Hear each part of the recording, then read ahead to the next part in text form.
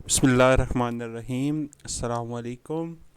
तो स्टूडेंट्स, आज का जो हमारा टॉपिक है वो है advantages and disadvantages of optical fibre cable slash system, यानी ऑप्टिकल फ़ाइबर केबल के फ़ायदे या नुकसानात, या ऑप्टिकल फ़ाइबर केबल सिस्टम के फ़ायदे और नुकसानात ये हम पढ़ेंगे आज। ये आखिरी टॉपिक है इस चैप्टर का, ऑप्टिकल फ़ाइबर वाले का। इसमें हम देखेंगे कि इंट्रोडक्शन इन कम्युनिकेशन, कि ऑप्टिकल फाइबर केबल को एप्लीकेशन इन कम्युनिकेशन क्यों है इसका इस्तेमाल। फिर एडवांटेजेस देखेंगे ओएफसी के। फिर डिसएडवांटेजेस देखेंगे ऑप्टिकल फाइबर केबल के। सबसे पहले हम देखते हैं कि कम्युनिकेशन में ऑप्टिकल फाइबर का इस्तेमाल क्यों ज़्यादा होता है। आपको पता है जो ट्रांसमिशन मीडिया है, पहले कोएक्सियल केबल इस्तेमाल होती थी या ट्विस्टेड पेयर केबल इस्तेमाल होती थी। तो उन सिस्टम्स की निस्बत जो है ये ज़्यादा बैंडविड्थ, कम कीमत, कम शोर, कम वज़न और छोटे साइज़ की वजह से फोकियत रखती है। यानी ये सारे फ़ायदे हैं, इस वजह से इसका इस्तेमाल जो है वो टेलीकम्युनिकेशन सिस्टम में बहुत ज़्यादा बढ़ता जा रहा है। अब सबसे पहले देखें जी, कहाँ पर सबसे ज़्यादा इस्तेमाल होता है।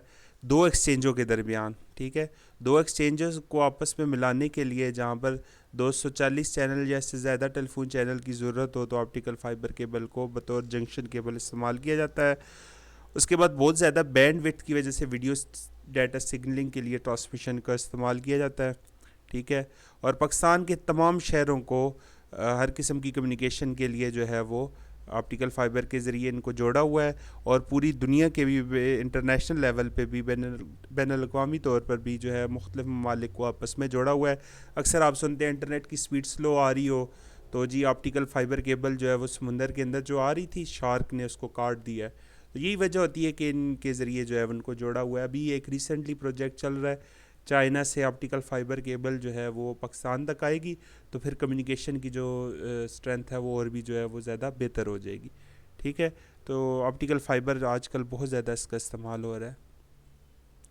अब इसके ये फ़ायदे हम देखते हैं और इसके नुकसानात देखते हैं। ज़ाहिर बात है, जिस सिस्टम के कुछ फ़ायदे होते हैं उसके कुछ ना कुछ नुकसानात भी होते हैं। सबसे पहला फ़ायदा ये है कि इसमें लॉसेस बहुत कम होते हैं, ठीक है। अब इसका कंपैरिजन किया जाता है कोएक्सियल केबल या फिर आप ट्विस्टेड पेयर केबल जो कॉपर केबल होती थी पहले इस्तेमाल होती थी उसकी निस्बत। तो चंद 100 मीटर तक ना अगर आप सिग्नल भेजें कोएक्सियल केबल के साथ, तो उसकी जो पावर है वो आधी हो जाती है, ठीक है।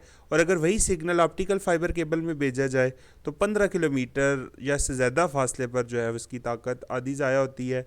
तो इसका मतलब क्या हुआ कि फ़ाइबर सिस्टम में कम रिपीटर लगाने पड़ते हैं। ज़ाहिर बात है, सिग्नल को लॉस कम होता है तो रिपीटर की भी कम ज़रूरत होती है। रिपीटर आपको पता है क्या काम करते हैं, सिग्नल को एम्पलीफाई करके बढ़ाते हैं, उसके लॉसेस को कम करते हैं। ज़्यादा बैंडविड्थ कोएक्सियल केबल में ज़्यादा से ज़्यादा 1 गीगाबिट्स पर सेकंड के सिग्नल भेजे जा सकते हैं, जबकि फाइबर ऑप्टिक्स में 10 गीगाबिट्स पर सेकंड तक के सिग्नल जो है वो भेजे जा सकते हैं। तो आप देख लें तकरीबन 10 गुना ज़्यादा बैंडविड्थ इसके अंदर इस्तेमाल हो रही है। फिर इसका वज़न भी कम होता है और साइज़ भी क्या होता है, छोटा होता है, ठीक है। तो चूँकि ये दाती मटेरियल नहीं होता, ये सिलिका की या शीशे की बनी होती है, तो इसका इतना वज़न नहीं होता, इस वजह से इसकी साइज़ भी कम होता है और इसको एक जगह से दूसरी जगह लेके जाने के लिए भी ट्रांसपोर्टेशन में आसानी होती है।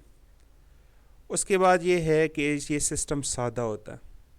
सादा से मुराद ये, इसमें ना आसमानी बिजली से बचाव के लिए कोई तदबीर इख्तियार नहीं करनी पड़ती और ना ही इसे कोई अर्थ मुहैया करनी पड़ती है। आप अक्सर देखें जो ओवर हेड लाइनें होती हैं उनके ऊपर एक बारीक सी तार होती है, उसको ओवर हेड ग्राउंड वायर कहते हैं। उसका क्या काम होता है कि आसमानी बिजली जब पड़ती है ना बड़ी ट्रांसमिशन लाइंस के ऊपर, तो उसको फिर जो है वो उससे महफूज रखती है। लेकिन चूँकि ये एक मेटेलिक कंडक्टर तो नहीं होता ऑप्टिकल फाइबर, ये एक दाती कंडक्टर नहीं है, बल्कि ये एक सिलिका की शीशे की बनी होती है, नॉन मेटेलिक है, तो उस पर आसमानी बिजली का भी ख़तरा नहीं होता।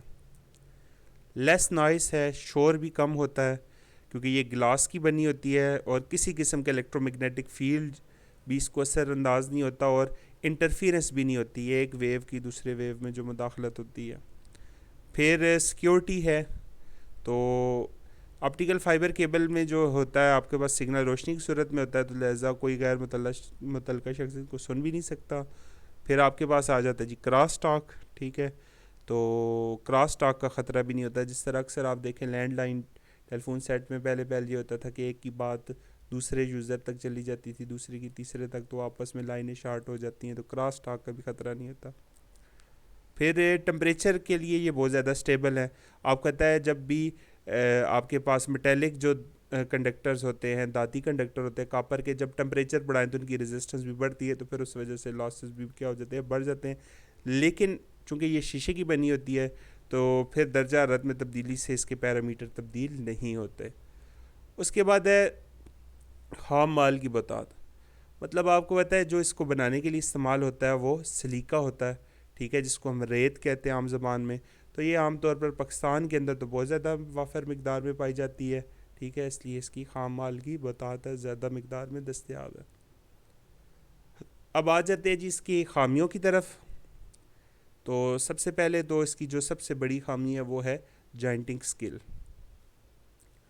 जॉइंटिंग स्किल में ये आम बंदे के लिए इसको जोड़ लगाना बहुत मुश्किल होता है, और ख़ुसूसी महारत और एहतियात से जोड़ लगाना पड़ता है।